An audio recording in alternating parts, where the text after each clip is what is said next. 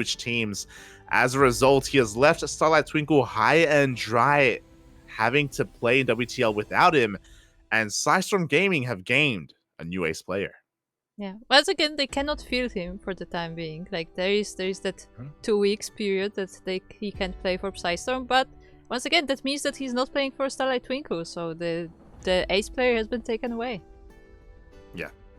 Yes, so I remember I was memeing about this in my stream earlier about how I wonder if this was like the plan here for PSISTORM Gaming, because PSISTORM Gaming, they've been struggling a lot in WTL, and I wonder if they didn't just want to take Spirit, they also wanted to take him the week that they have to play Starlight Twinkle, just so that they lose their ace player, just to make this matchup a little bit easier for PSISTORM Gaming. Yeah, I thought that was the case because KJ was announcing the restructurization, but anyway, we are already in game. And we're looking at our blue Zerg player, our new ace, this Cham. And spawning in the top right hand corner for PSISTORM Gaming, it is Gerald.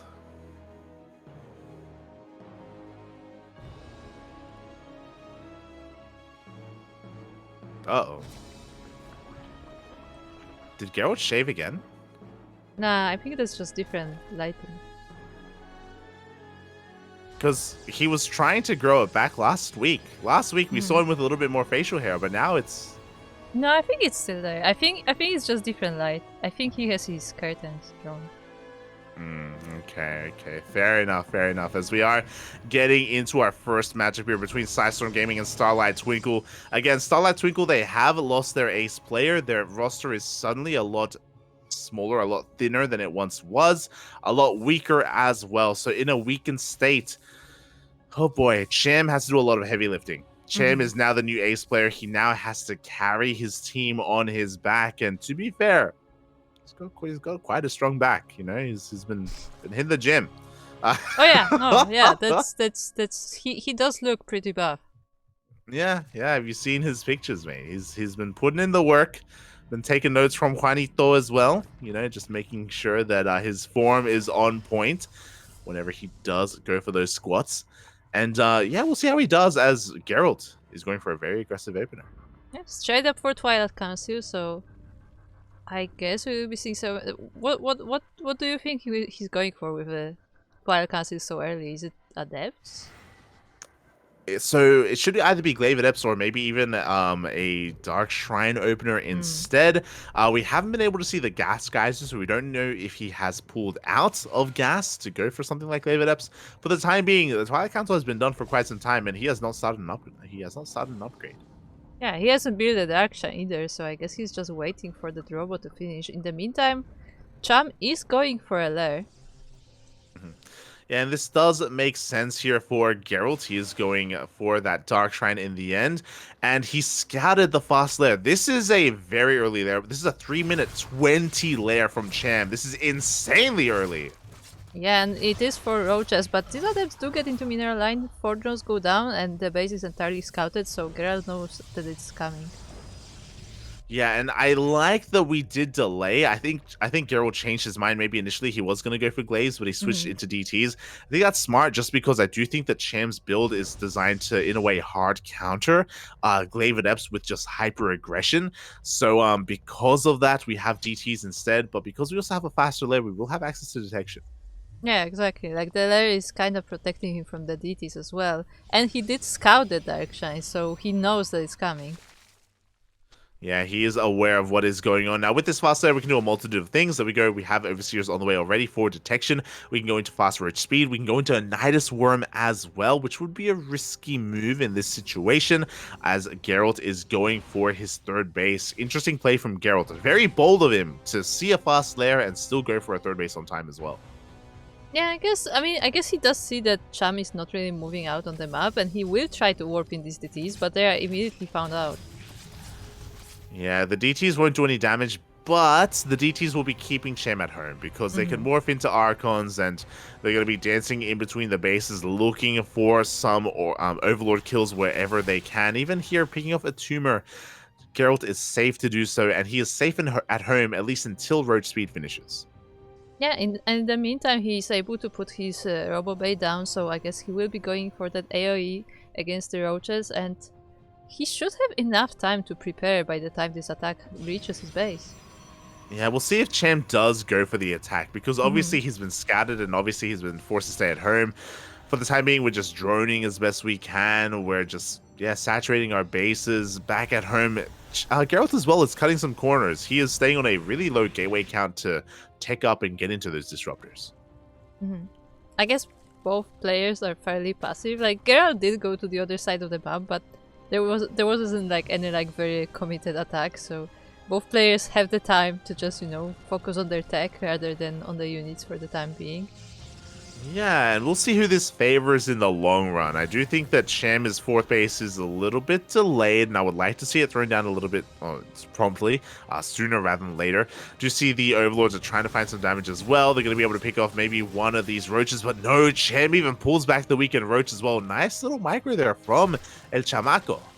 Yeah, but at the same time, he does lose two drones to this DT, and he has to pay attention to two different places at once, as these Archons are still here. The Archons are still there. The DT survives as well. Somehow, just barely, it does survive here on the edge of the map. So Gerald doing a great job doing so much with so little. Meanwhile, Cham hasn't been losing too much though. He's actually staying on a pretty low drone count. He may be staying on 62, and he may be looking to max out on roaches. Yeah, I mean he has started the roach production right now, so I guess we won't be seeing many more drones anymore. And Gerald's blink is about to finish. He's getting more gateways, so I guess it will kind of work out. We'll see, depending on what his army is looking like. This is looking very Mondo versus Maxed on game 2, basically, where Cham is looking to max out on just pure Roach Ravager. He's going to have a massive army, and he's going to be going up against Disruptors. Thankfully, there are no stasis traps this time, so unlike what happened with Mondo, Cham shouldn't have his army trapped in, and he shouldn't have like an awkward time attacking, but he will still be pushing into Disruptors, which is still a tough ask. Yeah, indeed, and this one Archon is still distracting him quite heavily, so he's still staying in his base. Yeah, exactly. Again, this Archon is just being so annoying right now. We do see the army moving up, but the DTs do spot all of this, and now Gerald can get ready back at home. Gerald, being a little bit greedy, is actually going for a fourth base as we speak, but what is the disruptor count looking like? I think we are up to 3, maybe even 4 disruptors already. Yeah, quite possibly, and now it's time for Cham to move across the map, but once again, he has to dodge these disruptors on both sides, actually. Yeah, exactly. 3 disruptors are on the field, but we have a surround as well. Cham, he does get one of those disruptors already. Yeah, very nice snipe on one of the disruptors. There's still 3 of them available, but only one Nova at the time, and another one goes down. Yeah, great target firing there from Cham. The Nova does get whiffed as well. We do have some target firing, and I don't know if you saw, but Gerald, he does focus down that that Overseer, but we do have a second Overseer coming in. Yeah, second Overseer coming in. It's not quite where it should be with the DTs, but it's joining now, and Cham is attacking at 3 different places at once. Yeah, but that also means that his army is weaker in every location as well. He has been cut up in 3. A massive Nova will go off. It looks like the army on the left-hand side is going to crumble, but that last disruptor does get saved by the Prism. Yeah, just barely. And it looks like Gerald has held off the attack. Geralt is holding and Cham is droning. And what damage has he done? It looks like he will get this Nexus in the end. Very necessary damage from Cham. But this third base forge, Geralt is still up and running, and Cham still has to do something about it. Oh god! Massive Nova there connects with all of the roaches with the last Ravager, and the Cham's army is not as strong as it was before, but it's still doing damage, it's still killing the pros, but I don't think it can break Gerald right now. Yeah, but it doesn't need to. He needs to kill that Cybercore. He needs to get more economic damage done as well. And it looks like Cham has finally done enough. We even have a Contaminate on that gateway for some reason. Sure. Sure, why not? Looks nice. You get one less warping, right? Or does it? There you go. You do get one less warp, and we do force a cancel on the fourth base as well. The main army of Gerald is being distracted as we have another Roach counterattack here hitting that third base. Yeah, Cham has been very consistent with these attacks on this third base, and he keeps getting a few more pros, but now the entire army is here. Ooh, another disruptor shot though. Yeah, another massive Nova shot does go off. We do see Cham trying to split, and it looks like another Nova will connect onto these Roaches. Cham will be able to reset the disruptor count though, and he's still sending Roaches across the map. He still needs to break this third. Yeah, he's still trying to anyway. There are Zealots and Stalkers left, but Shield Battery is out of energy and the Overcharge was already used, so he may be able to do decent damage here.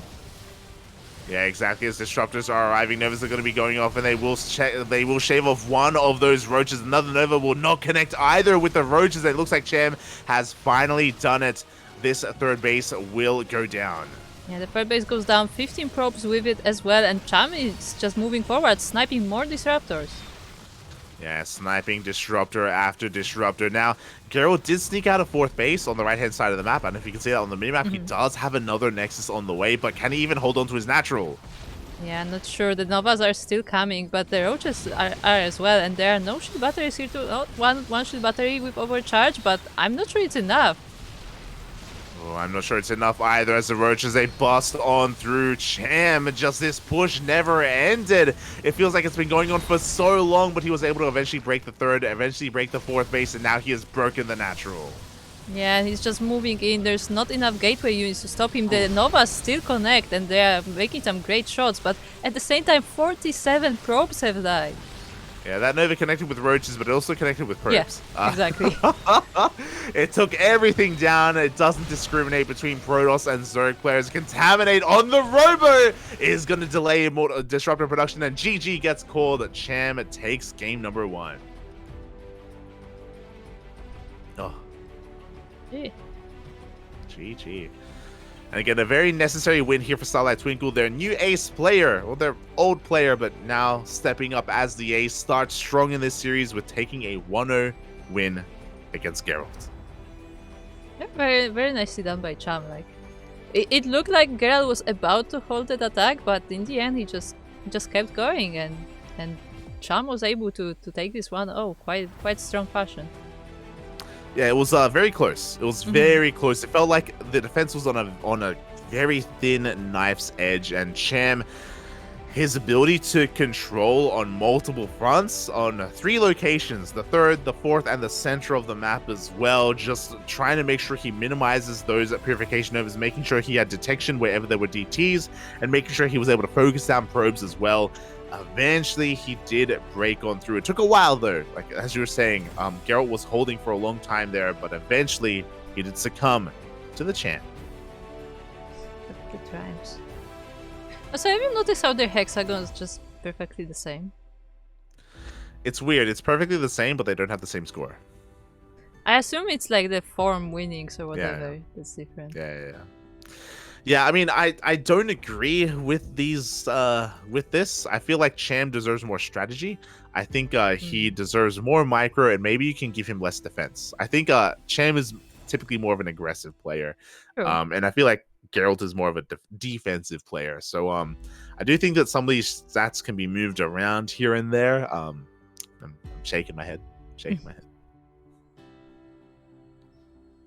But look at Cham's arms there. Yeah, Oh. he's buff. Oh. No copy Let's pastas in the go. chat. No copy watching you. passes, mate. As we are getting into game number 2, and this is going to be Geralt's map of choice, and he has chosen Near Humanity to be the staging ground here for game number 2. Yeah. I mean, we don't have Silky in the game, so nobody's gonna mine out the gold minerals, are they? Yeah, I mean, unlikely for that to happen, but this is going to be a pretty important match, because if Cham takes the 2-0 here, suddenly everything opens up. Suddenly, Starlight Twinkle can maybe cause an upset here, because the reality is, after losing Spirit, they are the underdogs. Their team is really missing a crucial piece to their roster, and we'll see if he can pull it off. As spawning in the top right hand corner on Near Humanity, it is Cham. And the bottom right side of the map we have representing PSISTORM. It is Gerald, the Polish Protoss player.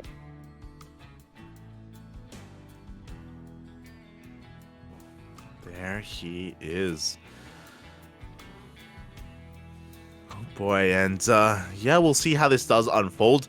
I wonder what the plan for Gerald is on Neo Humanity, because we've seen it before. I think we've even casted together recently some of the games that have gone this way, which is specifically on Neo Humanity. Protoss players can be very defensive. They can tech up and turtle up on 4 bases very easily and try to get into the mid game, try to get into the late game with an advantage. And I wonder if that is the plan here for Gerald. Yeah, we'll find out soon. For the time being, he's just checking out the base of Cham, making sure there are no early pulls or anything, just denying this hatch. Yeah, just going to be focusing on denying that hatchery, just, making sure that Cham is having an uncomfortable time expanding. Oh boy, and yeah, we'll see how this goes. There's a pun in the chat. It shouldn't be wrong PSISTORM though. Yeah, it should be Starlight Twinkle. Starlight lost their spirit. God damn it. PSISTORM gained their spirit. Este or it's the other way around, Bob. The other way around. Also, you said how spirit was in Afterlife. I'm like, did he become a soul? Yeah, that's why I said that. Yeah, that was the point. So no, Papi is another Polish player already. Oh no. As we are getting into this game, and so far nothing too crazy from anyone. So far, Hatchgas Pool coming out from Cham. Likewise, Gerald is going for a Gate Cybercore Expand as well. So everything is looking as it should. Oh, but I spoke too soon. Kuskura. No Stargate. Ooh, I missed the oracles. I mean, I was watching, but yeah, where are the oracles? The oracles. It's going to be a Twilight Council opener once again from Gerald. So once again, we're going to be seeing some aggression. I do believe that initially in game 1, he wanted to go into Glaive Adepts, but he was denied Glaive Adepts because of Cham's early lair. And this time, maybe he wants to try his hand at it again. Yeah, that's entirely possible. And, Neo Humanity, not the biggest map, definitely. So some Glaive Adepts jumping between bases could be quite effective. Yeah, but once again, the Twilight Council is done. The Robo's on the way. This is looking just like game number 1. The exact same build here as the... Oh, we have a we have a recall of the Stalker. He really wants to kill this Overlord. Oh my god. He does. He was hoping to kill it before it entered the base, but I think the plan was to not allow that scout at all. And he does go for the Dark Shine as soon as the Overlord is gone. So this is an exact mirror. This is a replay of game 1, except on a different map, because... Geralt is going for the same delayed DT opener, and Cham is going for the same very early 3 minute 20 lair.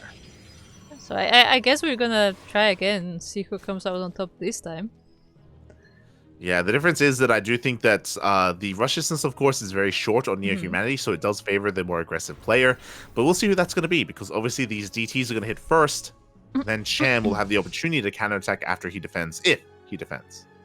Yeah, I mean, once again, because of that early lair, he should be have detection ready. I mean, emphasis on should, but he is already making overseers, so he should be ready for that.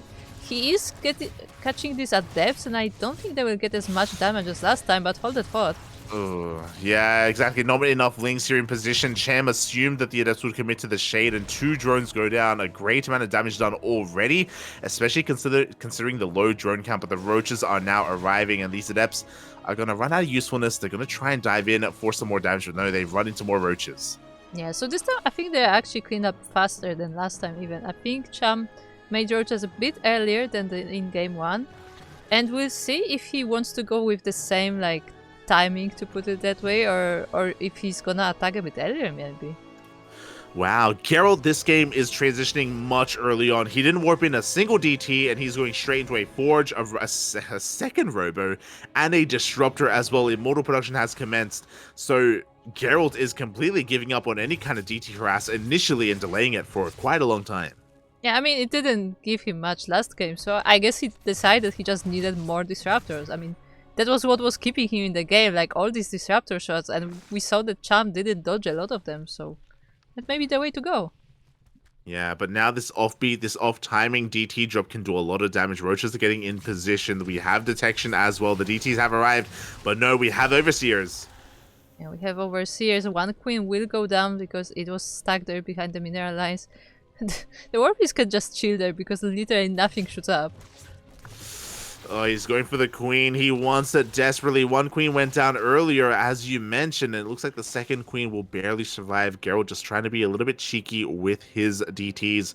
Meanwhile, Roach Speed is done, and Cham is already going for a counterattack, but I believe he's going to run into an Immortal, maybe even a Disruptor. Well, it's not here right now, so the Roaches for the time being will just march straight into this base, and they should take a lot of probes with them. Oh, a lot of probes are going to be going down. The Immortal is looking exposed. The Nova's going to be going off, but it misses. It doesn't connect with a single thing. And Cham doesn't try to risk breaking the natural. He just goes straight for the third. Yeah, go straight for the third. There is no fourth this time. I think this is actually a bit earlier than last time, and Cham will be able to take down this third pretty easily. Wow, yeah, the third base will go down. It will get completely shut down, and Cham is miles ahead. Oh. But here come the Disruptors. They're looking to sneak over in. Is Cham looking? Oh, God! Is he looking? Papi! Oh. He's sort of looking. He only lost a few. Yeah, it was half looking. That's okay. Yeah, like with one eye. I love this. Cham is rotating around over towards the left-hand side of the map. Instead, he has eyes on the would-be fourth base. The Disruptors are going to try and get some shots off, but here we go. Cham is getting ready for it. Yeah, he does lose one Roach, but actually there's only one Nova at a time, so it's like easy enough for Cham to dodge, and he does deny this base. Yeah, once again, Gerald contained to two bases. He's going to be trying to take the triangular third base. Once again, the Disruptor count is getting higher and higher. We have 4 Disruptors already, and we're going to be going for some harass across the map. Meanwhile, Cham has cut drones. He's making lings. He's going for another big push. Yeah, he's also made a Baneling nest, so I guess we won't have just Roaches alone this time. It looks like we will be reinforced by Lingbane as well. Oh no, but Cham, no, he's not looking! He takes a massive Nova to the face, a little bit over eager with his army. He's going to be losing the majority of his Roaches, and now suddenly he's going to be in a lot of trouble. That supply was so necessary for the push, and this is going to be delaying Cham even further. Papi, he's not looking. He wasn't looking. We have Colossi on the way behind this as well. Even though Cham's economy is superior, Disruptors don't care about your economy. They don't care about your supply lead either. They can make up for that. Yeah, this Warpriest is very scary actually. Depends where it drops. Oh, actually, there's not a lot of drones to kill here, but the Queen will go down. Yeah, the Queen goes down to drone as well, and we can just park our Prism in between the bases and continue to go in time and time again to just shut everything down. Without any mutas, this Prism is going to be able to survive forever here in between these bases as they are looking to go for another Nova and just force more lost flying time. Yeah, like even if a few more Roaches going down, even if Gerald doesn't actually do any damage with this Disruptor, that just the fact that he's keeping Cham back is giving him just so much time to prepare his army. Well, he's doing both. Like, he's already gotten so much value out of these Disruptors. He killed, like, what, 6 more Roaches there towards the end. Got the Queen, got drones, and he's going to get more damage because the Disruptors still haven't been cleaned up. So Cham has been hurting. He is about to max out on Ling Roach Ravager. But again, we have seen what Disruptors can do before. We have seen that they can defend, and Cham has to be very careful here with how he engages. Gerald even cleaning creep with the Disruptors. Without even in a detection, just, you know, trying to find the tumors. Meanwhile, there's no vision. Gerald doesn't know that Cham is on his side of the map. He is setting up for a massive Ling Bane Roach Ravager counterattack. He's setting up for a surround as well from almost every single angle. He's going to try and roll it in, but here come the Disruptors. Yeah, the Stokers were distracted. The Disruptors are shooting the Novas and they will connect with the Roaches, but all of the probes are going down. Yeah, the Banelings do get in line. They find some juicy connections, and just like that, Gerald's economy is in shambles. It did cost a lot of supply. Cham was basically maxed, and he just plummeted like 60 supply. So he's going to have to back off and remax, but he has the time to do so. Meanwhile, Gerald, his hand is being forced. Yeah, he is moving to the other side of the map. With all of his robo units, he did manage to make quite a few of them, and we'll see if he can get more Disruptor shots with his army. Yeah, unfortunately, Cham is lacking creep spread here. He has creep on the left-hand side of the map, not so much on the right, so it's going to be difficult to really engage this army. It looks like this fifth base is going to be cancelled. Banelings are headed towards that northern base as well due to that Prism harass, and Geralt, his army is still terrifying. Yeah, it is, and Cham just has no way to approach it because every time he tries, there are more Novas coming in. At the same time, we have Zealots running in the main base, so Cham also has to split his forces. He does have to split up his forces as the Prism is headed towards the 4th base of Cham. We can just rotate time and time again in between these bases, and another drone goes down. Gerald with very meticulous Prism harass, but Cham has maxed out once again, and he's going to be looking to try and hit that 3rd base for a 2nd time. Yeah, and Gerald does realize that he does move back, but I'm not sure if he will be in the right position, as I mean, he's still distracting Cham, to be fair. Like, his army is still going around, like, making sure that Warpiece doesn't do damage, but now it's time to go.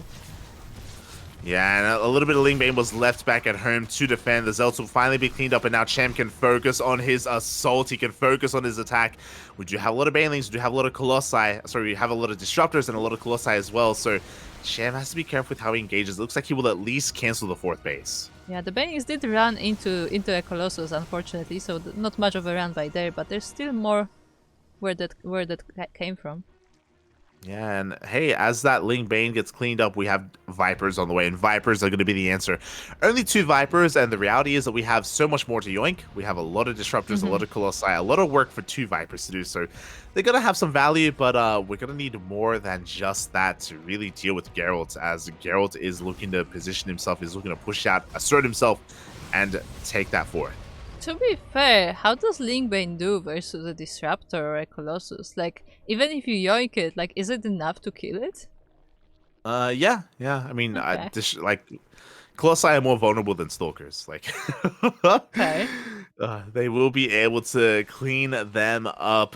So we'll see how this goes as the Vipers are slowly gathering up that energy. We do see Geralt once again pushing out onto creep with quite a hefty force. Yeah, at the same time that we have DT sneaking into each base of Cham, so as he will be busy with the main army, his bases may suffer some damage. Yeah, exactly. A lot of drones are going to be going down. The natural base and the main base are very exposed right now, and Cham has to react with his entire army. A lot of drones are falling. Oh, Cham also put down a spire right where the DT was, so I think Gerald might have seen it, so that's also some scouting for him. Yeah, as 19 drones have gone down, more than a mineral line have fallen here to these DTs, and just like that, Geralt has evened up the economy. He's slowly getting a larger and larger army as well. As the game goes on, this is getting worse and worse for Cham in a way, just because he doesn't have the best tech. He's got 2 Vipers, and he's got a Spire on the way, sure. He does have a Hive, to be fair, but he still doesn't have a Hive tech. Not quite yet. Yeah, and that Protoss army is getting scary. There are more Archons coming. There are still a lot of Robo units, a lot of Stalkers. Cham is preparing another attack, and he will collapse on this army. Yeah, like, he needs to fight right now, and here we go. The Banelings are looking to roll on forward. A couple of these Archons are going to be going down as well. Cham has to be careful not to be too wasteful, but he needs to trade out this army. We can see Cham has quite a big bank. This army composition that Cham has is designed to trade, and it may just be too late because Geralt has just maxed out. Yeah, and once again, Cham moves back. He doesn't commit to this attack fully. Geralt is moving towards him, and I don't know if Cham can be prepared in time. Yeah, like, now we have a Greater Spiral on the way, and now we have an Ultra Cavern on the way, which is great and all, but I don't know if we're going to be able to make use of it as Geralt is getting ready to go into Sky Toss. Like, he has achieved what he needed to this game, and that was get up to 4 bases. Now he has a 4-base economy. He can transition into late game and go into Sky Toss. He is content to do so, but before that happens, he needs to fight. Yeah, and fight he will, as these Disruptors are coming in. They will deal with some of the units, but not a lot of them. And there's still a lot of Colossus in this army. Oh yeah, and again, Cham, his army can only engage if we have a surround set up, and Gerald is just making sure that that just doesn't happen. He's being very careful with how he moves. He's clearing up all this creep on the left-hand side of the map as well. And Cham is just waiting for the one engagement possible, but Gerald is not letting him get into it. He's going to try to come in from multiple angles, but again, Gerald does pull back. Yeah, and there are storms as well on all of the League Bay. One of the Colossus does get pulled, but there's not... it actually does go down. But still, there's a lot of Protoss left over. Yeah, again, Cham needed a surround, and that was not good enough. Gerald took a great fight. He can push on forward. He shuts down those Vipers, and now Gerald, he can just keep pushing. Yeah, he can keep going. There are still 5 Colossus in this army, 2 Immortals as well, and Disruptors to back them up as well. The Vipers are sniping some of the units, but the Nova once again connects with the Roaches.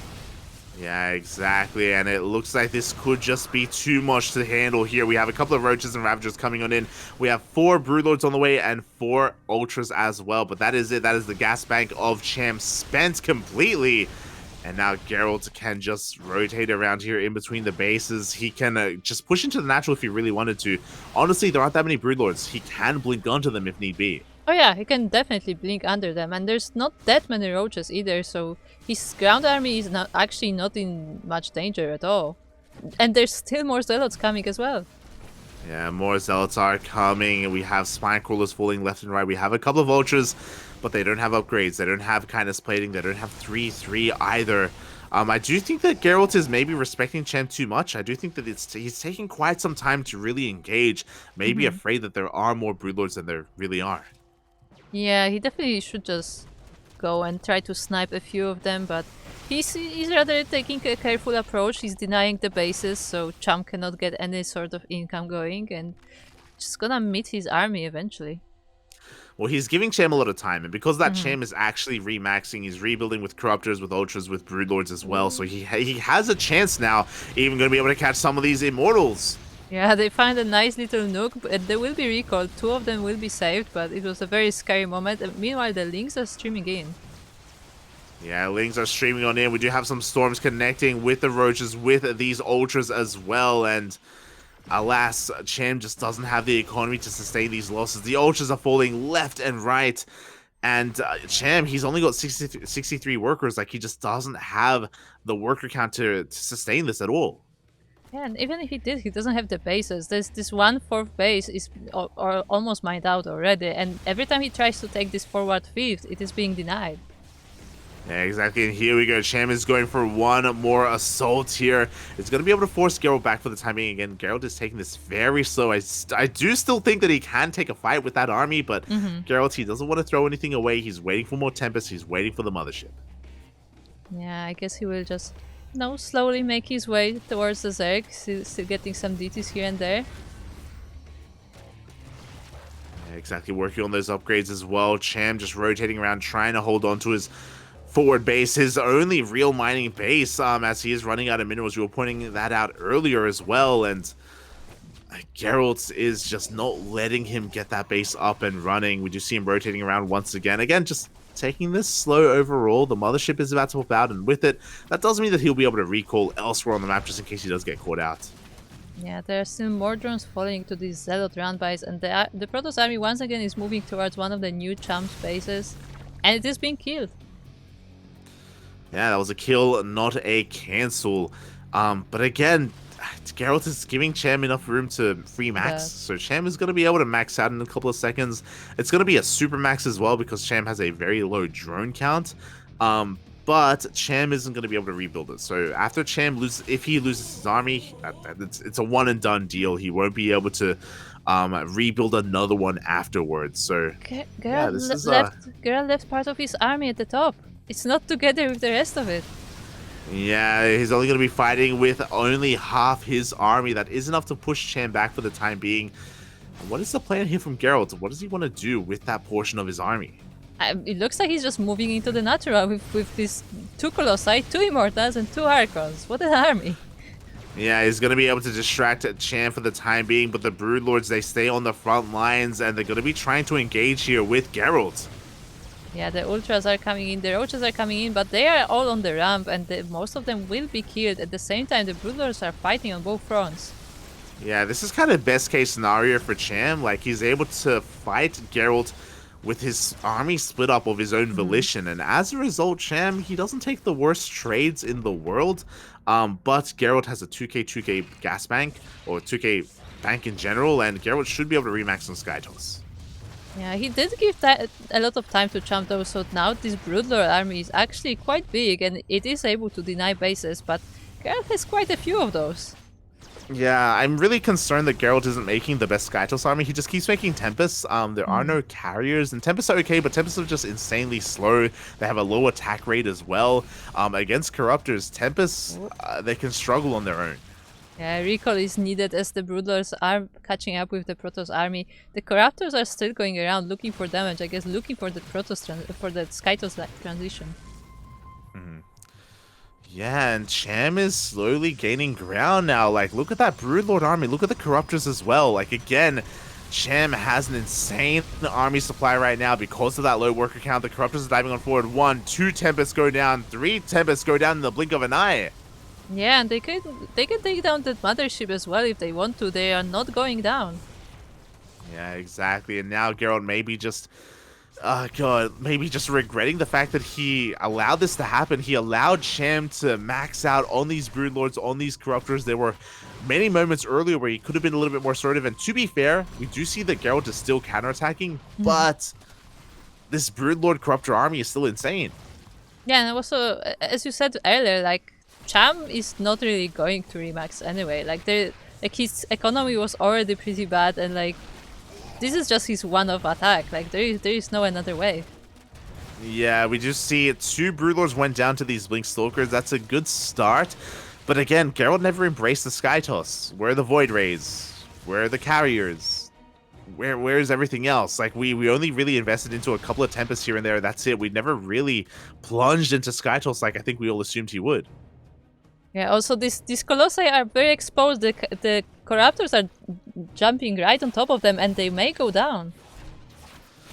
Yeah, it looks like these Colossi will fall to those Corruptors. We do see at the same time, though, DTs are looking to take down this this hatchery, and it looks like they will get the hatchery itself. Yeah, once again, both of the hatcheries do fall, so Cham is once again denied these bases, but does he need the bases if he just goes for Gerald? Yeah, I mean, he's going to be able to catch a couple more units here between the bases. We see Geralt is trying to go into Archons, which isn't a bad choice. But he just lost, I believe he lost all of his Tempest.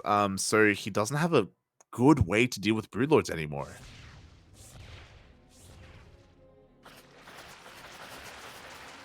Boys, here we go. The Corruptor army is going to be taking down another mining base of Geralt. Oh, these Archons have to be very careful. We cannot throw them away. These Archons are so crucial. They're so important to defend against those Corruptors.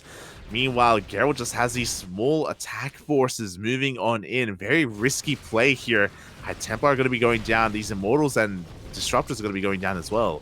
Yeah, it's very curious that he just splits his army into small pieces, but now he catches off the Broodlords, he blinks straight on top of them, and all of them will be going down one by one. Yeah, we have, I think, 6 Broodlords remaining here. Good moves out of Geralt, as it just wasn't enough to support them, and it looks like this Blink Stalker play from Geralt can still work out. He still has quite a bank indeed as well. 12 Stalkers just get morphed in. The Corruptors are actually going to be taking down another Nexus. You can see it on the minimap. They do take down the right-hand base. Meanwhile, these Broodlords are going to be able to move forward and take down the Immortals. Yeah, I feel like both players kind of less focused on defending the bases now and just more on fighting. And yeah, the Stalkers of Geralt are still in the bases of Cham, and they're still doing damage. He's waiting for the Stalker reinforcements. Like, he warped in a wave of 12 Stalkers back at home, and now they meet up with the main army, and I do think that Geralt has the confidence, has the army to dive on top of those Broodlords once again.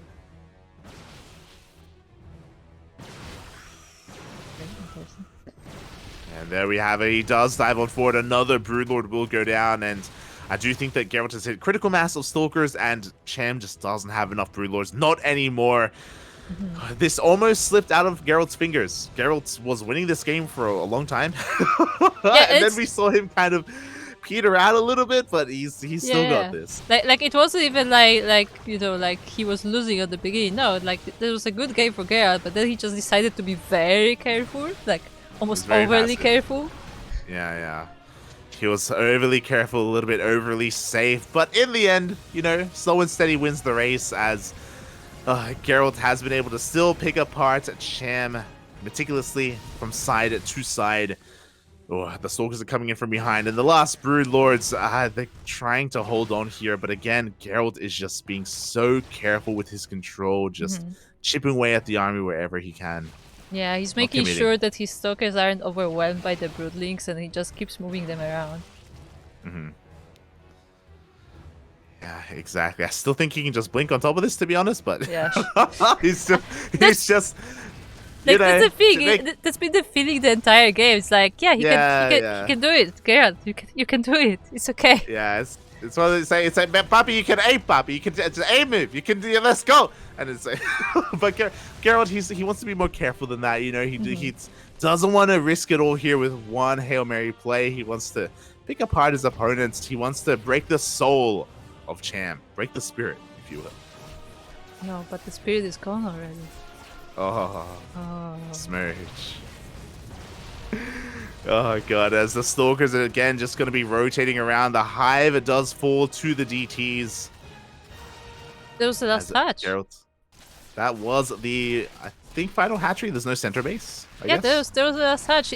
Cham is making another one, but that was the last one that's currently operational. Yeah, Cham is down to only a single base remaining. He has 7 Broodlords on top of that base, and that is all he has. 7 Broodlords, 7 Corruptors, 3 Roaches we can see there on the units tab. Oh boy. And we'll see how Cham is able to defeat, because Gerald still has mining. That's the problem. He still has mining. That's a kill, not a cancel on that hatchery. And GG has to be called. Gerald takes the series 2-0. GG, well played. Sorry, it was 1-1. My bad. Yeah, Gerald does take game number 2, and he does tie it up 1-1. Cham had a really solid start. If you remember, Cham started off with a hyper Ling Roach aggression. He killed the 3rd, he killed the 4th, he killed the 3rd again. But he was on a bit of a timer with his army, and we were taking note that it took Cham a long time to tech up into Hive. It took him a long time to get into Hive Tech, to get into Broodlords, to get into a Greater Spire, to get into Ultras as well. So likewise, before Cham was too tentative, before Gerald was too tentative, Cham as well was kind of missing a window of opportunity to tech up even further, and Gerald was able to claw his way back from 2 base play into 4 bases, fully operational, and he was able to solidify himself and get into that big death pool of Colossi and Disruptors initially. So yeah, a really back and forth game. Yeah, I mean, kind of as expected. Like, even in our predictions, like, the score was pretty tied up for this series. Like, most people do think that they are pretty evenly matched, and it does reflect in the score. Yeah, there we go. It does reflect there. We do get the 1-1 in the end for Cham and Gerald. And with that, no one has a lead, but the problem for Starlight Twinkle is that they needed their ace player to step up. They needed Cham to start off with a 2-0 if they wanted a chance at winning the series, because the reality is that they're up against MaxPax later on. And MaxPax is not going to be dropping any maps here, not against Starlight Twinkle. But before we get into that, we have a PBT. Yeah, we do have Nice versus Special coming up, and we'll see if Nice can make something happen, because... yeah, I'm not sure. I'm just not sure who's stronger of the two. Like, Special generally would be, I guess, favorite, but I guess it depends on the day.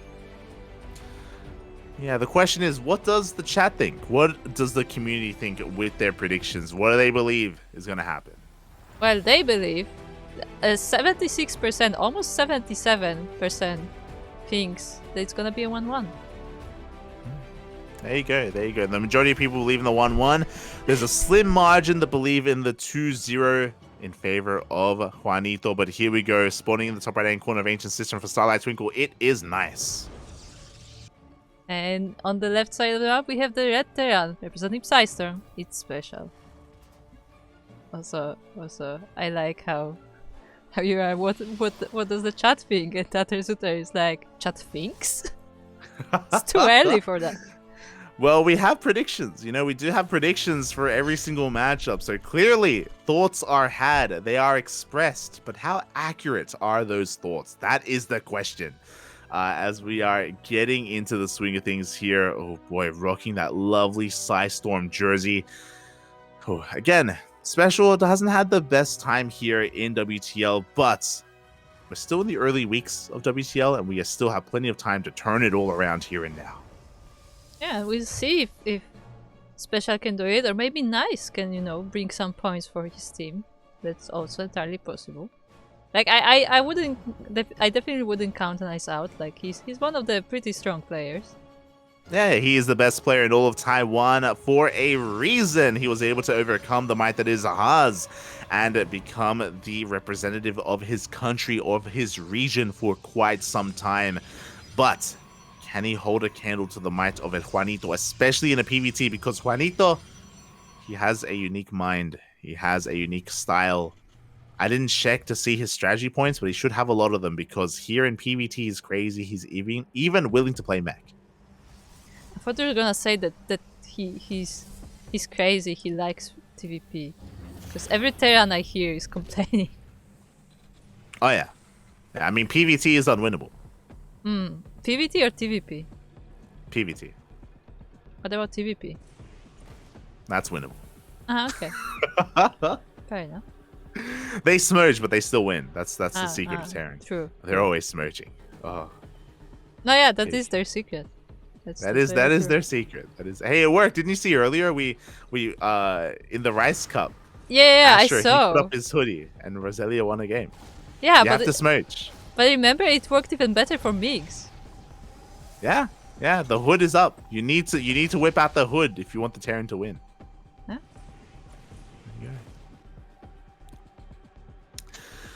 But we're getting into this, and already Nice is doing something a little bit different. He's going to be going for a Twilight Council opener instead. So no Stargate, no Phoenixes, no Oracles. We're looking to, I imagine, get into Blink. Yeah, that would definitely make sense, and the Blink is already on the way. Meanwhile, what do we sell on special side? We do see a starport, we do see a CC, so I guess it was just a regular 1-1-1. Yeah, I guess. Yeah. So we do have that double gas opener coming out from Special. The Reaper gets across the map, and one probe goes down. Not the second, as it barely does survive, and Nice is able to take control of his side of the map. So because of this double gas opener from Special, he is going to be delaying his CC, and he's going to be looking to do some more damage. Quite a lot of damage. We saw this earlier today. We saw this in the previous matchup between XY and Nightmare. Special is going to be quite committed with this. So I think the Adept went down of Nice because there was one of the Widow Mines was on cooldown, so I think it just went inside and it got sniped by the Widow Mine. But that also means that Nice is aware that they are coming. Yeah, that happened on screen. And the Adept did go down. It did go down, and it was denied entry into the main base. So here we go. Nice is in the dark. Nice does have a robot on the way, but detection will be required. Oh, I love this. This is a different variation. This isn't just cloaked mines. We also have Marines racing across the map as well to deal some extra damage. Yes, Nice will be distracted dealing with these mines, and they will do some damage. 4 probes in total are falling, and there's still one mine. No! Oh no! Oh, it retargeted. Yeah, it targeted onto the wrong probe. But regardless, 6 workers go down, but that could have been so much more damage. These mines are looking to re-burrow. They're looking to reset as we have another drop coming across the map, and the Marines are about to rock up as well to help support these mines. Yeah, the Marines will definitely help here. And the mines are still not clean. There's one more, and I don't know if the one in the main was clean, but I think it was. Yeah, the ones in the main were cleaned up first, but we have another drop being sent in by Special as we speak in towards the main base. Are we going to get that on cam? Maybe. Never mind. 7 probes died. Oh, 7 probes. Chat. I mean, look, we're not poking fun at the Observer because it do be rough sometimes. Yeah, it can be really hard keeping up with mine drops. We've been there before. I've been there before. I've had a hard time keeping up with Bane run bys as well. But 7 workers do go down. We still have another mine in that drop as well, getting ready to dive back in. But especially with those 7 workers going down, Special is in a pretty good position. Yeah, there is an Observer on that medevac, so it's not going anywhere without Nice knowing, but it still may sneak in. I think it is. Yeah, but it looks like the Widow Mine is going to get cleaned up this time. There's plenty of detection, just enough DPS as well with the help of those probes. And now Nice has the map control. He is looking to assert himself. He does have Blink, bear that in mind, and is dancing with the army of Special. Yeah, just poking a bit at the Marines. There is quite a few of them already, and Steam is already halfway done.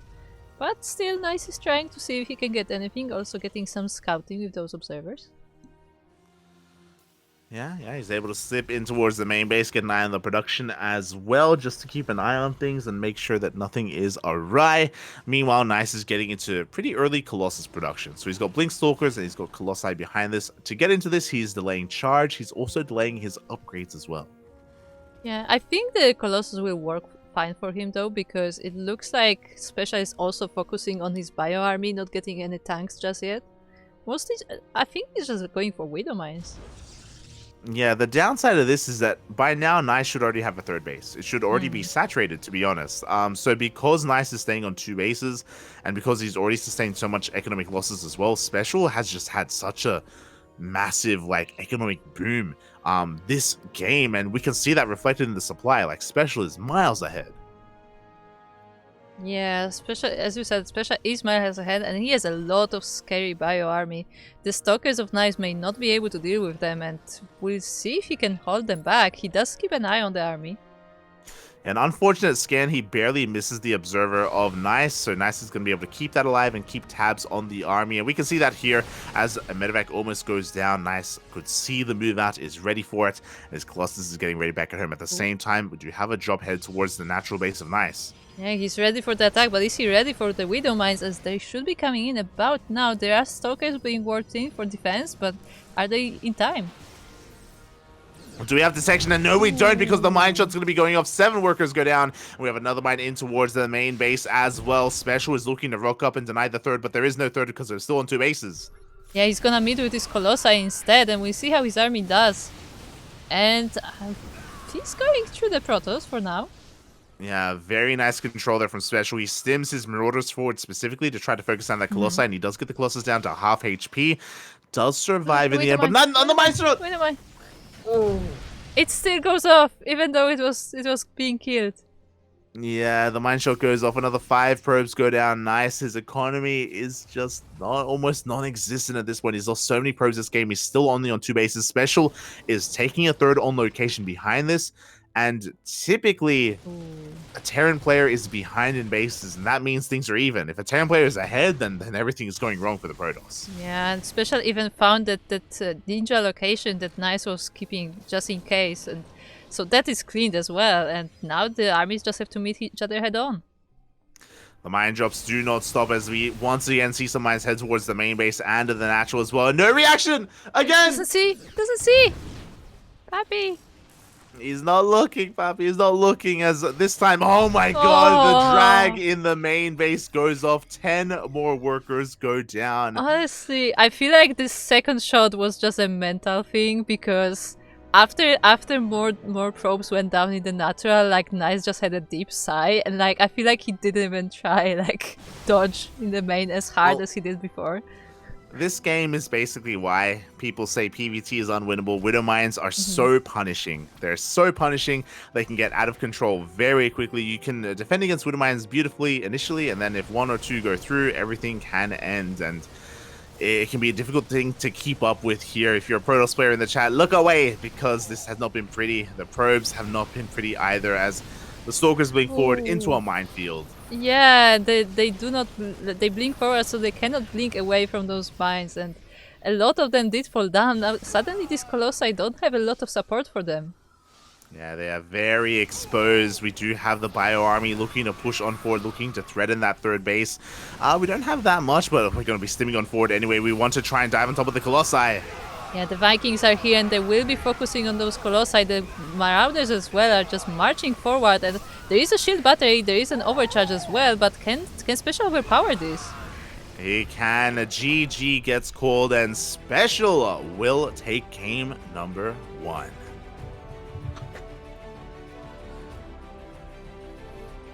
Gee, very nicely done. Boy.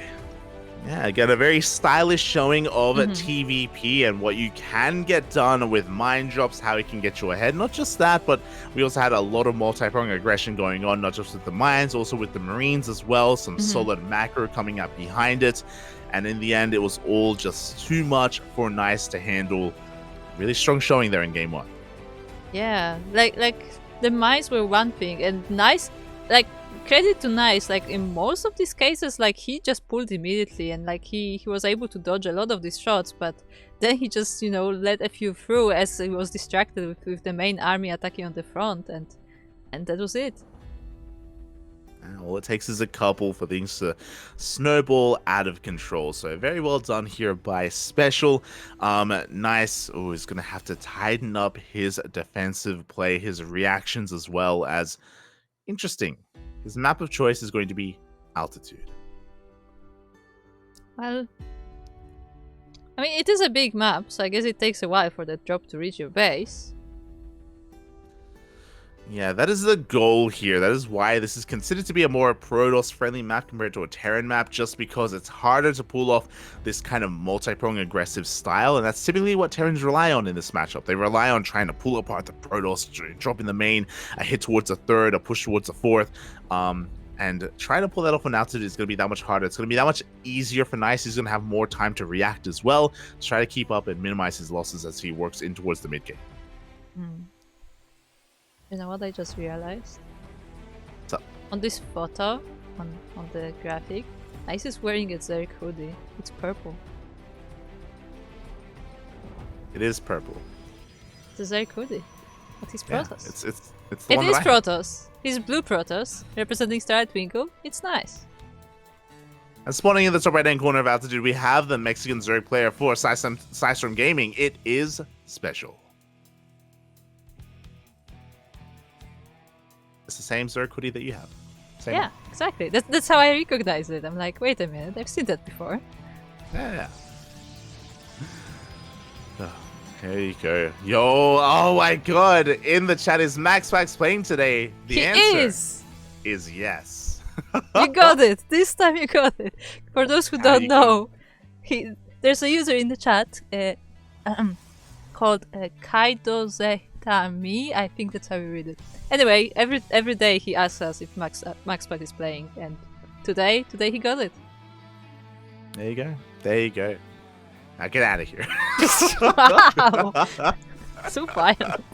He doesn't want to watch MaxPax. He just wants to know if he's playing or not. Yeah, I mean, fair enough. Yeah. Understandable. Oh god. As we are getting into this, and once again, Special is going to be going for a double gas opener. Yeah, and it looks like once again it may be that 1-1-1 as he did before. But I'm curious yes. what Nice's plan is though, because he did pick this map. Yes, so we are getting into the double gas opener. With this, we can get into a faster factory. We already have the reactor on the way on that Rax, and we should be seeing an add-on swap. Now, I'm curious if this is going to be for Wintermine production again, or if we go into Hellion production instead. We don't have another SCV out on the map, so Hellions are feeling a little bit less likely. Otherwise, we would be setting up for a proxy starport, but there is that add-on swap that we were talking about. Meanwhile, Nice actually opting for a Stargate, so we will be seeing Oracles this game, I assume.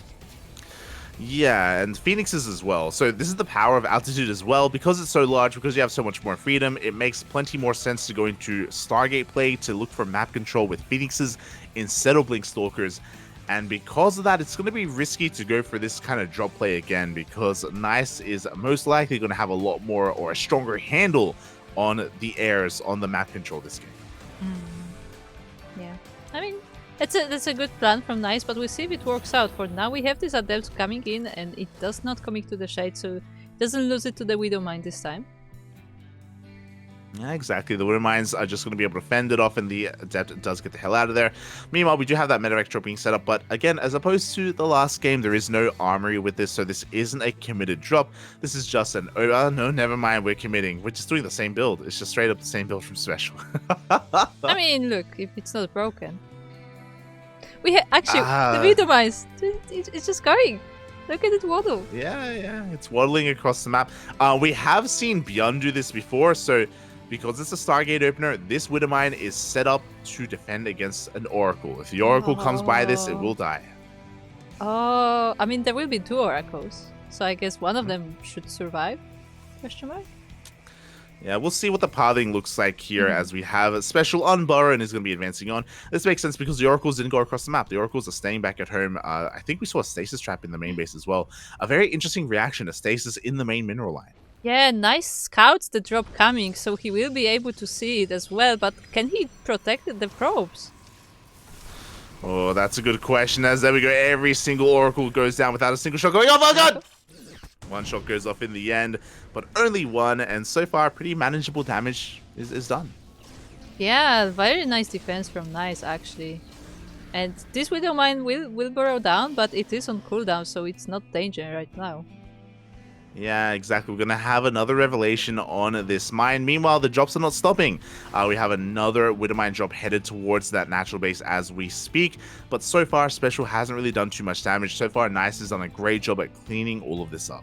Yeah, let's hope the Nice doesn't assume that was the only drop though, because if he does, he may not be able to spot this in time, but he is on point and he will be denying these mines. One of them, nope, not even a single one burrows. Yeah, this is why I didn't really like the idea of Special doing this 2 games in a row, because Nice, he hard countered this. Like, we saw the amount of adepts, not stalkers, but adepts in the natural instead. They have high enough DPS to focus down those Widow Mines before a single shot goes off, and Special is going to try to go in again.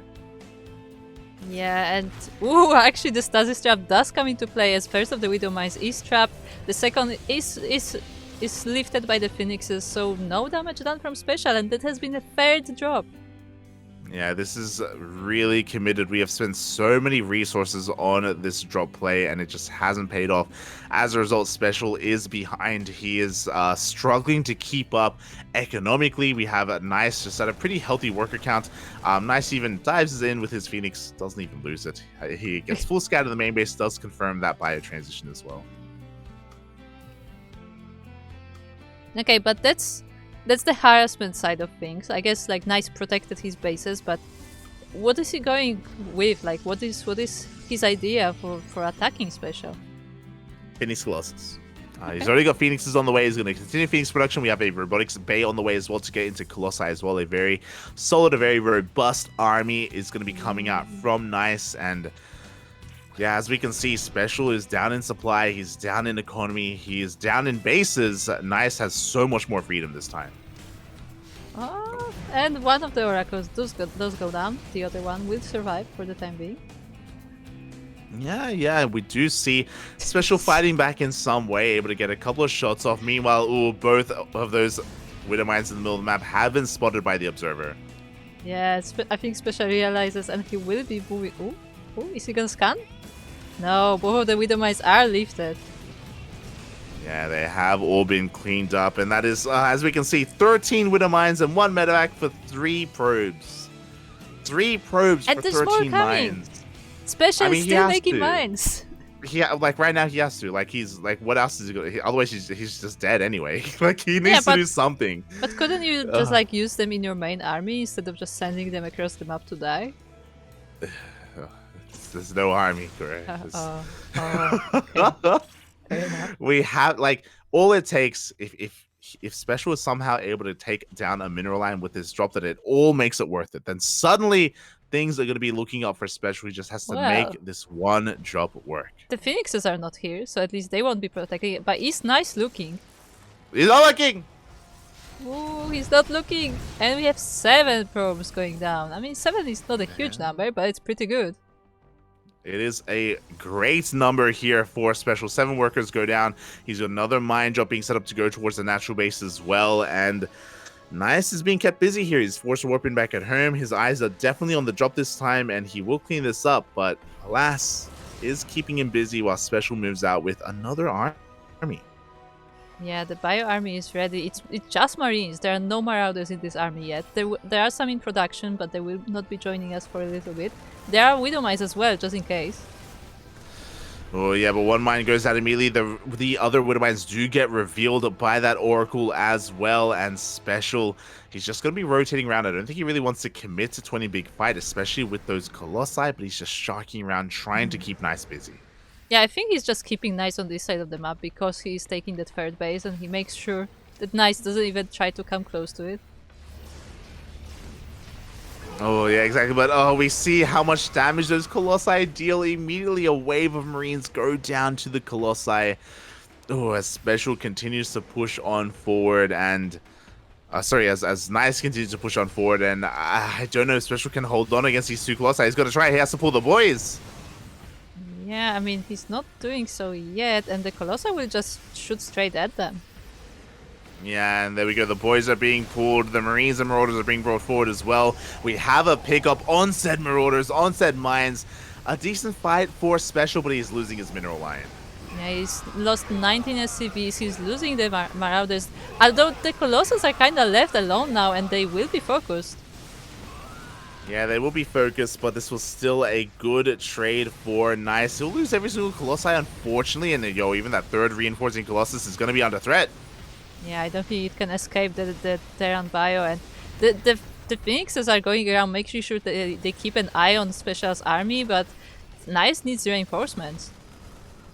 Yeah, Nice does need reinforcements. Special has some momentum going his way. He has the army supply lead. The overcharge is going to keep him back for the time being, but he killed every single Colossus. Like, Special is all in. Like, he lost his basically a base mining. He's down 20 workers. He has to end the game with this push. Yeah, you said that it was a nice trade for Nice, and that is true, but can he remake this army in time? He is now reinforcing with the Colossus, so that will help him a lot. Oh, that will help him. Great on borrow by Special. That Phoenix doesn't bait out the Widowmine shot. He's able to pull it back for the time being. He's looking to get some reinforcements. Ghost Academy is thrown down behind this. Special is trying to rebuild the SCVs that he did lose. He's going to be looking for another angle of attack. Special is still in this, but as the Colossus count gets higher, the chances of Special breaking through get lower. He's still digging these Widow Mines in various places of the map, making sure that any stray units will run straight into them, and the Bio army is being taken down as Nice was able to reinforce this army quite nicely. Yeah, exactly. He's got two Colossus now. He's got some charge dots. It looks like Nice's army is a little bit too much for Special to deal with, so he avoids it. He rotates around instead, and he's going to be able to pick off a couple of units.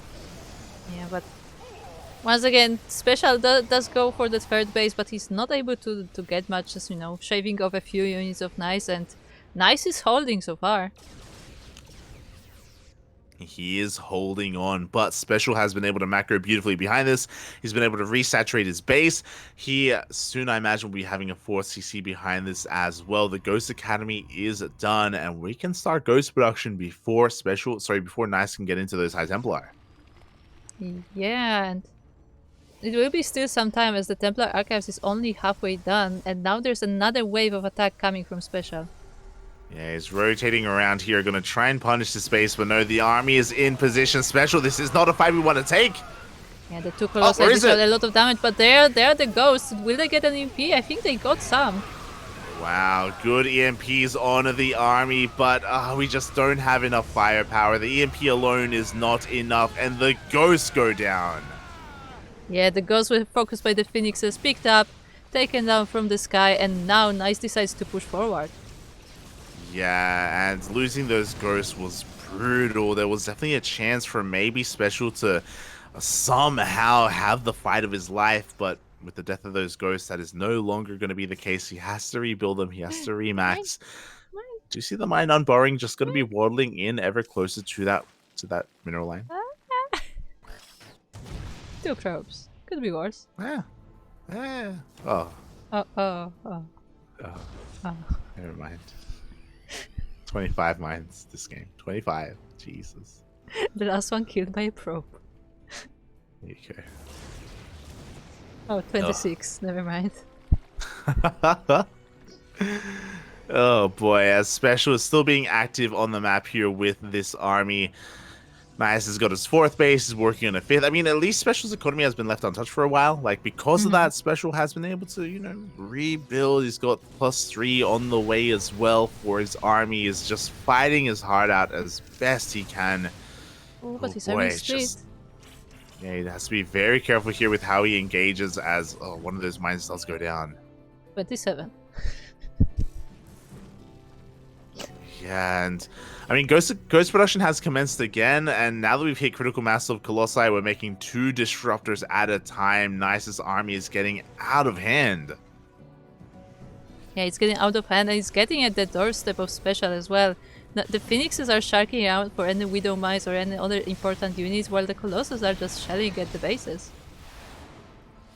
Oh, exactly, and I mean, it looks like Special doesn't want to. I'm sorry, Nice doesn't want to overextend, so he doesn't commit into that third base. He's giving Special some more time, and there we go. He does evacuate his third base immediately. Special knows he cannot engage. Oh my god. Reinforcement point. The BM here from Nice to throw down the Nexus in the middle of the map as well. Oh my god, and we do see him forced to cancel just because Special doesn't engage. He does still have a pretty terrifying army. Do you think it was actually the point, or do you think it was a reinforcement point? Because you do get a faster warping with the Nexus, right? No, that's Copium. But he had no reaction on the cam. Like, I would think somebody who does that, like, has some reaction. Like, I don't know. As we do see a couple of Novas going to be going off here on the army of Special. The Novas, they will connect. There's just too much Protoss, and Special's army is about to crumble. Yeah, the entire army gets cleaned up. The Vikings are still shooting at the Colossus, but it's not enough. And Nice will tie it up. GG, well played. Oh god, and because there was no reaction, that's why I don't think that it was a mistake. Because if it was a mistake, he'd be like, oh no, like. Oh no, I don't think it's a mistake. I just thought that, like, you know, you get faster warping with the Nexus, right? No, so, you know, that's what the gateway's for. GG, well played. With that, Nice ties up the series 1-1, and now we go to game number 3. But this is why it was important for Cham to 2-0, because without it, they have to rely on on ReWhite somehow taking down MaxPax. Yeah, and as we've seen recently, MaxPax has been, I'm not gonna say unbeatable. There have been people who have taken maps of him, or even series, but he's been on a roll. He's been on fire.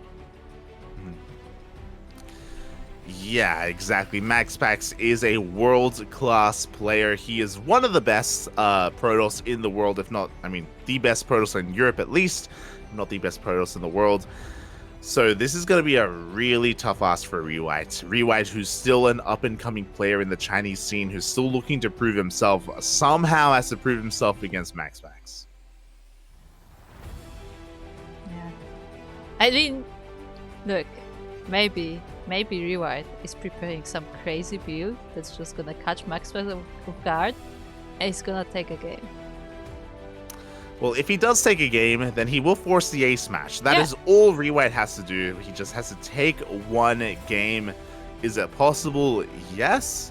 But in a PvP specifically, it's difficult because MaxPax is a bit of a PvP expert. Look, but we had Silky's typing creator, if you remember. Like there are players who are preparing for this specific match, a specific map. They make this one build that would never work except for this specific circumstance, and then they get the point.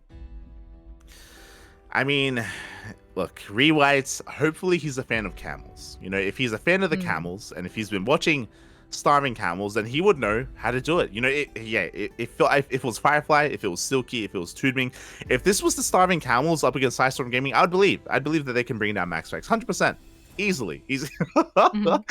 But oh god, ReWhite, he's a Starlight, he's a Twinkle, he's on a camel. That's the thing. That's the problem. He does have Aiden mentality, though. True. That's his highest stat. A big mental, as he does point to his head. Clearly the mental is there. Oh boy, but he's up against MaxPax, an A-tier player. I believe he has been leveled up from the last time we saw him in WTL, so thankfully, you know, they have given him some props. But if there are two S-tier players out there in Serral and Maru, I think MaxPax is close to reaching that S-tier as well. Yeah, definitely. We see. We know that MaxPax is like a huge opponent for ReWhite especially, but I'm really hoping that he can take a game. I'm hoping that he can, like, you know, show some crazy build that will actually take down MaxPax. There we go. I mean, I want to believe it as well. If that does happen, that will most likely be in game 2, but we'll see what happens here in game number 2. It's number 1. It's going to be on altitude. the largest map in the map pool. A map for Gate expands as well. Because it's so large, we can see some all-ins, we can see some cheese. We'll see what ReWhite has in store for us as the pressure is on him. And Kuro, what do the predictions say? What do they say? They're 100% for MaxPax. Literally, not a single person voted for ReWhite. Not a single person voted for. I'm looking at it on the stream now. 100% viewer prediction for MaxPax. I mean, we all know, like this is a clear favorite. Like with the form he's been on recently, he is a clear favorite. But strangest things have happened. Have they? Maybe. Look. Also, Dricket in the chat did confirm that he was 79 points last week, so he was. There we go. Yeah. We have been praising WTL this season because they have been actively, from week to week, they've been updating these stats and they have been increasing players. That's why we now have 2 S-tier players. I think they're just waiting for MaxPax to pop off here in WTL to maybe get him a little bit closer. I think the biggest thing that they require for S-tier is to be champions in their own regions. Like Maru won GSL. We had, of course, several winning ESL Masters EU, and I think like those kind of big championship runs are what they're looking for. Yeah, but we're now in the game and we're looking at our Protoss challenger, Blue Protoss from Starlight. It is ReWhite. And spawning in the bottom left-hand corner of altitude, we have for PSISTORM Gaming, it is MaxPax. I like the idea from the chat where ReWhite transfers into Whitera and defeats MaxPax. That's one way to do it, I guess. Yes, with some special tactics, I believe. Yo, look at, oh my god, we have the player shot here for ReWhite. He's in the dark, he's in a little bit of shadow with the out of focus background. I'm loving this. This is like some cinematic POV. It's like documentary style kind of thing. It's like a documentary, 100%. And look, artistic choice, clearly. Clearly, ReWhite has the better cam play. He has the better profile shots. He has quite a setup there. But can he reflect that into his gameplay? That is the question. As we are setting up for some gate expands, as to be expected on altitude, because there's a ramp towards the natural. This does typically lead to more economic play. Yeah, I mean, it may be that famous, what was it, Team GP maneuver, where like he loses game 1, wins game 2. Like you never know, but I mean he is going for that macro build for the time being. And yeah, that's why we were saying earlier about whether or not he's been watching the Starving Camels, because that is what the Starving Camels are so well known for the Team GP maneuver. So yeah, we'll see if ReWhites can pull that off. For the time being, pretty standard openers. Everyone's doing the same thing. We're going to be delaying each other's Nexus for as long as possible. We're forcing out the Zealot, and we'll see if we force out any faster tech from anyone as well. Yeah, we'll see. For the time being, we have the prop of MaxPax dancing in the natural ReWhite, making sure he doesn't expand too early, but so does ReWhite on the other side of the map. Yeah, both players do go for their Stargates, and this could get really weird really quickly. So they scout each other, they know that the other player is going for a Stargate, and this is going to be one of those unique situations where both players could decide to go for Phoenixes, and then we don't stop making Phoenixes, and then we end up in Phoenix Wars. Like this is the beginnings of that. That sounds scary though. Like, especially when you know that you're not the favorite, like that would be terrifying to like rely entirely on your like Phoenix Wars like micro. I mean, we'll it's see how possible. this goes as MaxPax is going for the Oracle and ReWhite goes for the Phoenix instead. So a bold move by MaxPax because he scouted the Stargate and now he confirms with the Adept he does see the Phoenix on the way, and this is basically MaxPax showing his confidence. He's like, hey, I know you're making a Phoenix. I don't care. I'm going to do damage anyway. I'm going to somehow bypass this Phoenix with my Oracle and get across the map as we're getting into the Phoenix production, Curry. It's happening. Oh boy. I'm scared. I'm actually scared. Like, I've seen some great Phoenix Wars in the past. I actually haven't seen one in a while. It's been a while since I was a witness to it, but it can get pretty crazy in terms of control. So I yeah, I'm scared. Let's see how it goes. Here we go, as MaxPax rocks up with the first Oracle into the main base, and already an insane amount of damage is being done. ReWhite was not in position with his Phoenixes, and this is already almost game-ending damage. Yeah, and he still didn't make his natural base, so this is the only mining base he has. So with that much lost mining time, this is actually a lot of damage. Yeah, ReWhite's going all in. He's setting up a proxy pylon across the map. He is making nothing but Stalkers and Phoenixes. He is sending everything he has to try to break the natural of MaxPax. MaxPax, he is known for his 2-base defense. He's known for holding here. He has a second shield battery on the way. He has an overcharge as well. I don't know if this is going to work out. Yeah, it doesn't look like it, and MaxPax has seen the proxy location as well, so he was fully aware of what is coming. He has shield batteries prepared, he's making more, and I think this wall is looking pretty good. Yeah, it's looking insane. We do have the overcharge as well. MaxPax is able to defend here on 2 bases, and ReWhite, there is no transition from him. He doesn't have a Nexus. He's on 1 base. He's down in workers. He's down in army. There is, he has to end the game here and now. The Orca comes back, killing even more probes. A single Stalker was not able to fend it off as 3 more probes fall down. Yeah, and with that, it's just a really difficult position to be in here for ReWhite. He was already all in before, and now because of so much economic damage, he just can't even afford warp-ins. He can't afford anything else. GG gets called, and MaxPax takes game number 1. GG. But GG. it is time for game number 2. Yes. Okay, so this is what we really care about. We like game 1, MaxPax was going to win that anyway. Yeah, we knew that, you knew that, chat knew that, ReWhite knew that. Yeah. That's fine. MaxPax probably also knew What that. matters? Yeah. What matters here is game 2. So game 2 is where ReWhite has his map pick. Now, for those who don't know, we keep referring to something called the Team GP maneuver. And if you weren't watching last season, you were like, what the hell are they talking? Who is Team GP? They're not even in WTL. What's going on? Not anymore. what are they talking about? That team doesn't exist anymore. Well, the Team GP maneuver is in the last season of WTL, last year in 2022, they created some of the craziest upsets by losing game 1. Not intentionally, but we had the story that it was intentionally. They would like go like macro games, right? And like if you go against like an advantage player, yeah, the most standard of game 1s show just regular play. They would lose, and then game 2 they would have a very hyper specific build, typically a cheese or some kind of weird all-in that they would transition into, and in game 2 would catch their opponent off guard. And just like that, Team GP came out with some crazy results in WTL. Just off of, they made it to the playoffs. They made it all the way to the playoffs of WTL off of stuff like that.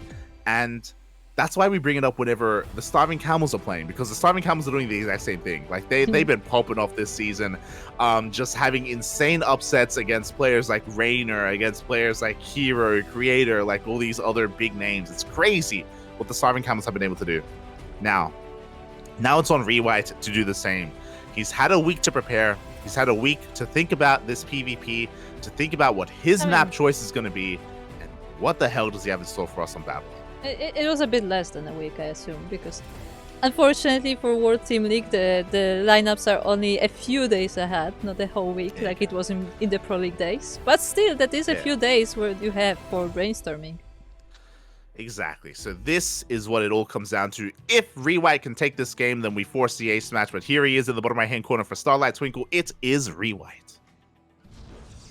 And in the top left of Babylon, we have the red Protoss playing. Representing PSISTORM, it's MaxPax.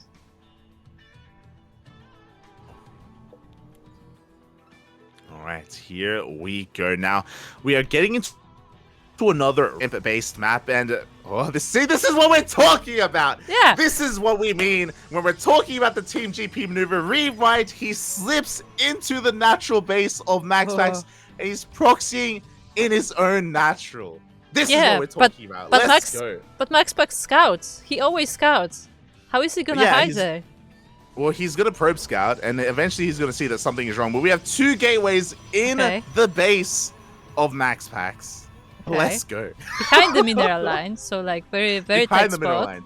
MaxPax is going to scout the missing gateways. He's going to scout the missing tech, and he is going to be assuming that there's a proxy. But is he going to check his own base? Because there's 3 gates. Well, we find out. Nope. Huh? Why would you? Why would you? Why would you check the main?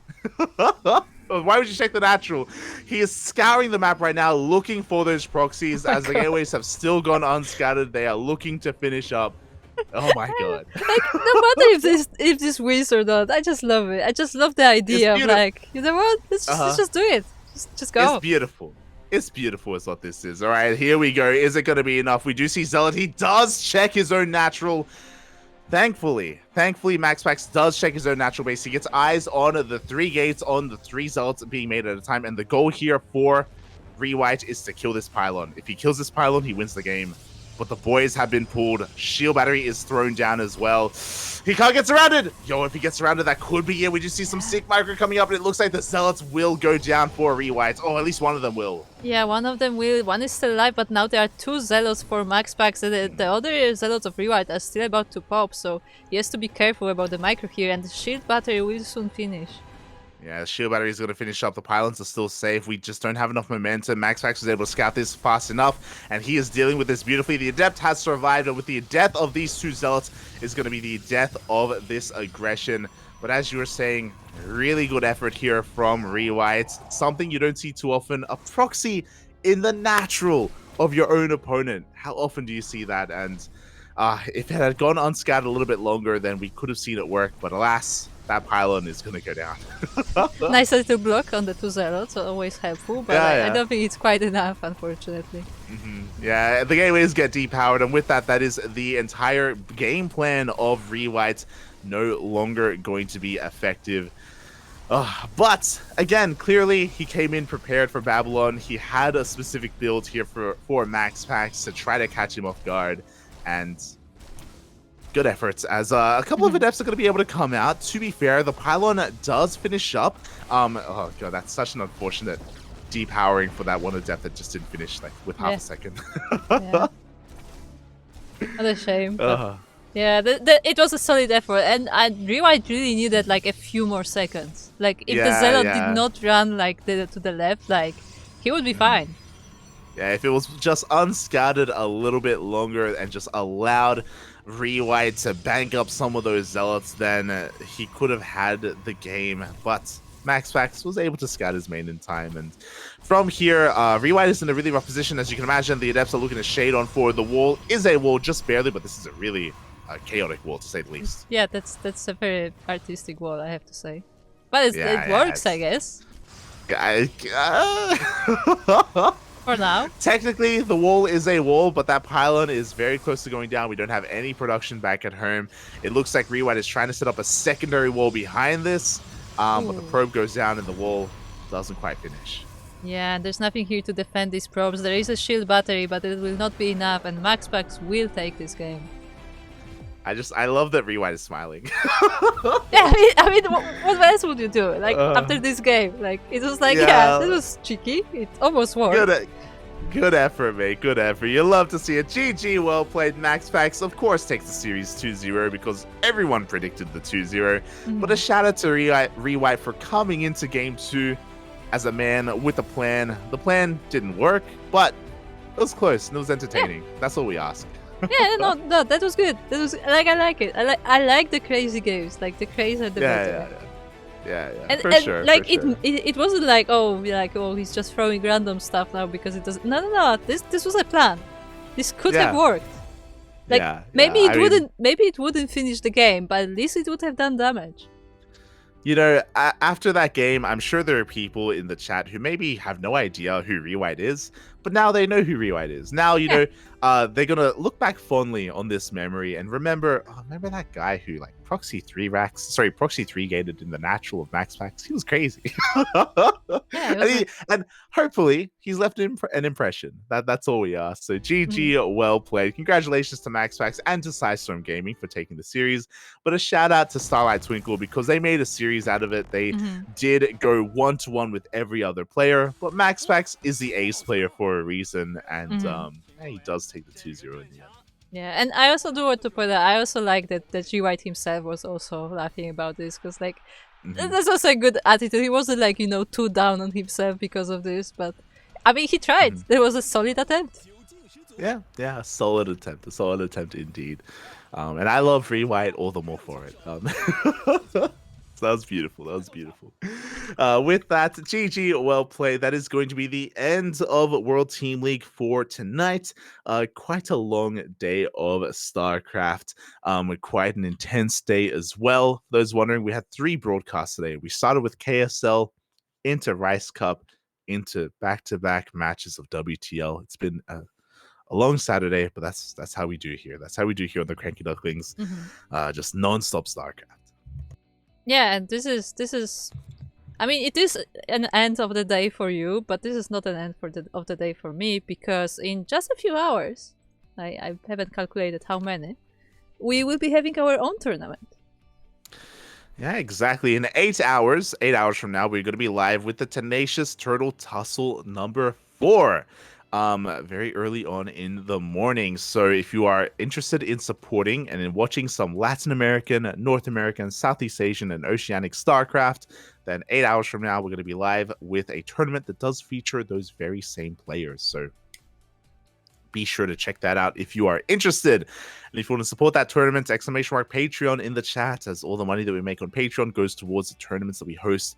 And again, here on the CranKy Ducklings, we are mainly focused on supporting some of these smaller regions. Think KSL, but for the smaller regions. And you can see that on the stream right here, right now.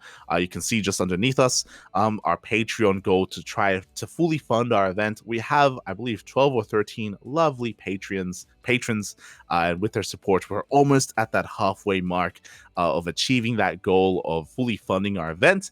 And from there, our goal is to make them weekly tournaments. For the time being, we're not there yet. We are just hosting them every 2 weeks, every bi-week. They're bi-weekly events as a result. But if we do get the support, then we can turn them into more regular events. Now the question is, will we see Eric tonight? That is a good question, a very good question. So, well, I'll message him. Because I know we have quite a few Eric fans in the chat after his recent success. Yeah. I mean, he's a lot of fun to watch. He's an amazing player. He's a duckling, of course. He's amazing. So yeah, keep an eye out for the Tenacious Turtle Tussle. Otherwise, day 3 of WTL is tomorrow. In less than 24 hours, tomorrow night is going to be day 3, and we're going to be featuring quite a number of teams. We're going to be featuring Onside Gaming versus Berserker Esports and Shopify Rebellion versus Dragon Kai Z Gaming. And that is the most hyped match for me, not because of in Onside Gaming roster, the first player to play tomorrow is Crank. Crank himself, the person who inspired us to create this whole channel in the first place. Like, without him, the CranKy Ducklings wouldn't have existed. And what excites me even more is that as I was looking at the streams during WTL, he is streaming. He was streaming StarCraft, and his stream title is just I think he's doing well. I think it will be a good match. Yeah, fun fact, before it was announced that he was playing, it was a week ago. I was talking to Asher, and he was asking me about Crank because he hit Crank on the NA ladder. And we were looking at his account. We were like, why is he laddering on NA? What's going on? Why is he suddenly playing after like such a long hiatus?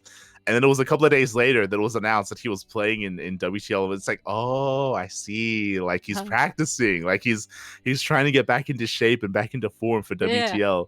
And the important part is that apparently it was the fault of Ryang and Maru that he's playing. Apparently they made him do it. And Oli as well. I imagine mainly Ryang, because Ryang is not playing. And typically 100% it was Ryang. I mean, yeah. Like maybe something came up, maybe he's unavailable for whatever reason. Hopefully nothing serious. No. He just made him do it for the fun of it. Yeah. True. He would do that. He would. Yeah, he would. So yeah, tomorrow is going to be a really momentous occasion here for us. We're going to be able to cast Crank. We've never casted Crank before. Yeah, because I mean, by the time we were watching his stream, he was already retired from playing for the most part. Yeah, let's go. We get to cast him again after such a long time. If you remember, I think he was playing Archon mode tournaments and 2v2 tournaments, but yeah, I think but like for the most part, no. Very like occasional.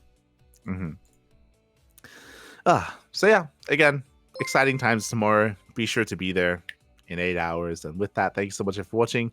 Kuro, we'll let the people know a little bit more about yourself before we head Before that, a quick shout out to Tater Tutor, who just gave the sub to the community and it landed on ARJ Skater. Thank you so much, Tater Tutor, for the support. We appreciate it. And shout out to ARJ Skater. He's been a long-time viewer of the channel for many, many years. So thank you so much. We do appreciate the support. Again, all the money does go towards the tournaments that we run. So we appreciate it. We appreciate it. Thank you. Thank you. Yes. As for my socials, you can find me at Twitch TV/16squadsenseki. And if I'm not busy with something else, I will actually try to stream tonight. I decided to try to stream before the tournament because I have to be awake anyway. So I may try to stream before the tournament. So look forward to that, maybe. Potentially. There you go. There you go. Another shout out as well. Blaker Dude's in the chat gifting 100 bits, saying, I'm sorry for not participating in the predictions this week. I'll do my best next week. Feels bad, man. You still have time to predict for tomorrow. You still have time, Blaker Dudes, for tomorrow's predictions. But thank you for the 100 bits. We appreciate it. We appreciate it so much. Thank you for the support. And everyone, if you have not participated in the prediction game, but you want to do so for tomorrow, you still have the chance. You just have to join our Discord, and in the tournament spoilers, there is a special thread where you can post your predictions. There you go. So you can post predictions there if you wish to participate. With that, thank you so much for watching. Thank you so much for the support. Kuro, do you have anything else to say before we head off for the night? Follow Light at Twitch TV/LightVIP, where he will stream Diablo 2 this week. Or next week, right? I will try. I will try. Thanks for watching, everyone. Bye. Bye.